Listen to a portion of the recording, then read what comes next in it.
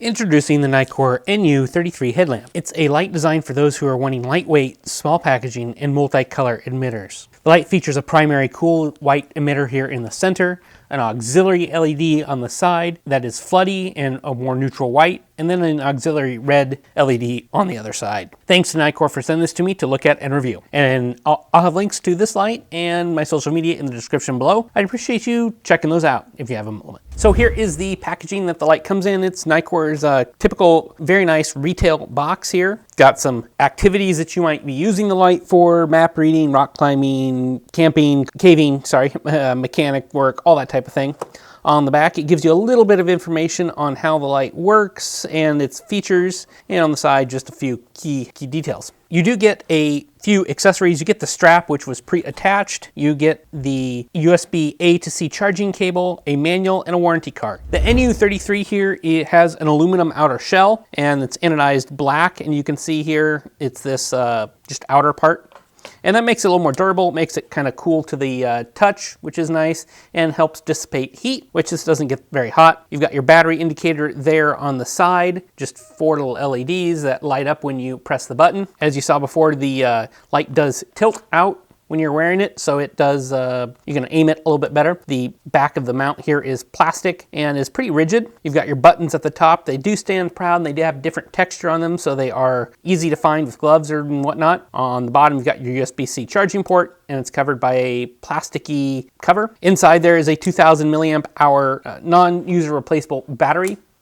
And we'll talk more about that later on in the review. So let's look at the size and the weight here. I measured the NU33 with a strap, and it came in at 3.38 ounces or 95.7 grams. The length of the light itself is 2.45 inches, width is 1.7, and it's about 1.34 thick. The light is only IPX66 water rated, and that's less than what we typically see in a lot of flashlights. Light rain here should be okay, but I wouldn't do a whole lot more than that, and definitely don't submerge it. This headlamp compares nicely to some of the offerings from like Black Diamond and other manufacturers like that. Unfortunately, I really don't have this much to compare it to. I just don't have much in this kind of category. Everything I've got is either has user replaceable batteries, different emitter options, things like that. Kind of just a little bit different categories. So let's talk about the LED and beam here. Nitecore doesn't say which LEDs they're using, which is unfortunate, but I can tell you that the main emitter here in the center with this optic is cool white. However, on my Opal meter, I measured it at 5867 Kelvin and 66 CRI. It's just slightly green with a good amount of tint shift on it, and I found that to be a decent beam. I was expecting to be a more cool white like a lot of flashlights have, but 5800 isn't too bad. Show you what the beam profile looks like, as you can see there.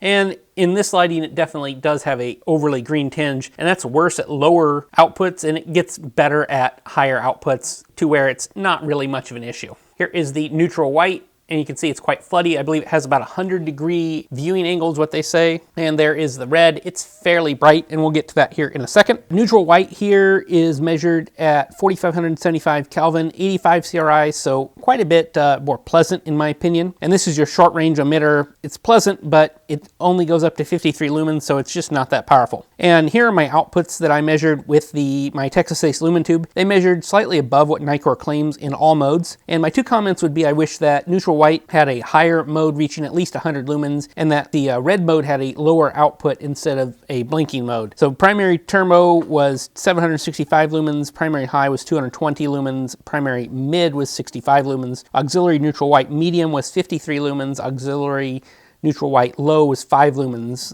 Red LED came in at 18 lumens.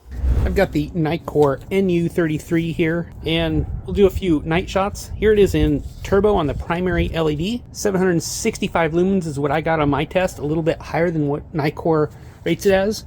But you can see it's reasonably spotty and throws fairly well for a headlamp. Easily reaches the end of the neighbor's fence and slightly across the street. This is medium, which they call 65 lumens.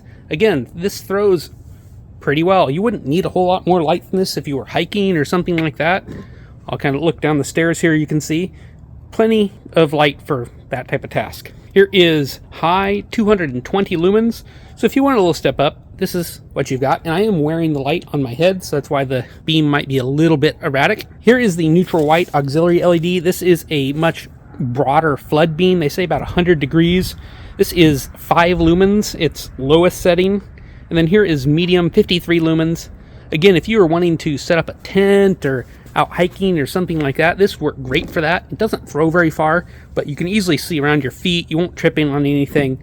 Really nice tint here too, about 4,500 Kelvin. The primary LED was about 5,800 Kelvin. And then last is red mode. This is rather bright for red in my opinion, about 18 lumens. Again, it's very floody.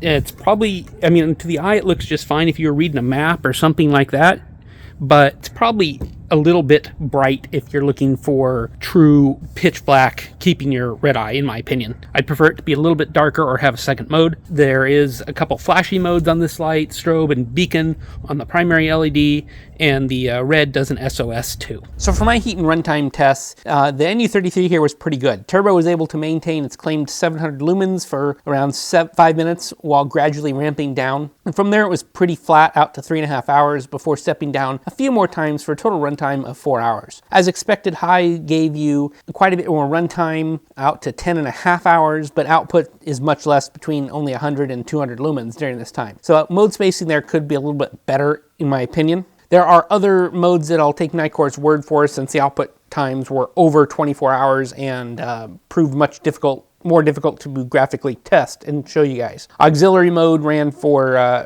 for 47 hours and 147 hours respectively, and red is rated for 26 hours of runtime on its consistent mode. So the UI here is pretty simple. It's a large power button that you press and hold to turn on. Once the light is on, you can quick press it to go up in brightness, and to turn off, you just press and hold again. Some people won't like that press and hold. It's not ideal, but it's not too bad here. When the light's on, you can press that mode button and switch between modes.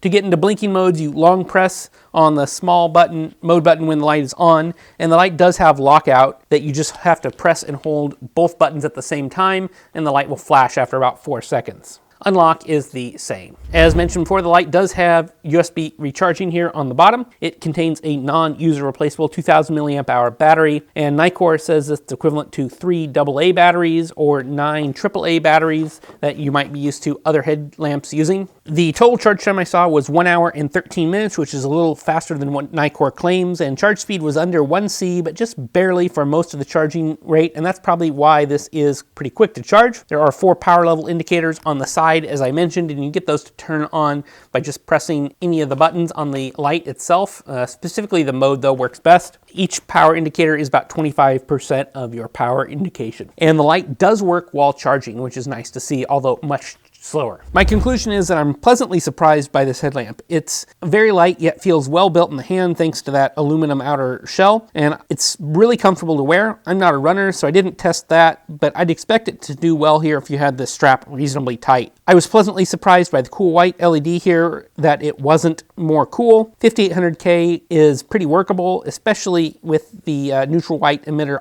option for up-close work. I will give it some dings for the sealed battery, making it a disposable product and not very sustainable, as well as the red mode not having a lower output. 18 lumens is fairly bright. I wish it had something more like 5 as an option, or 1.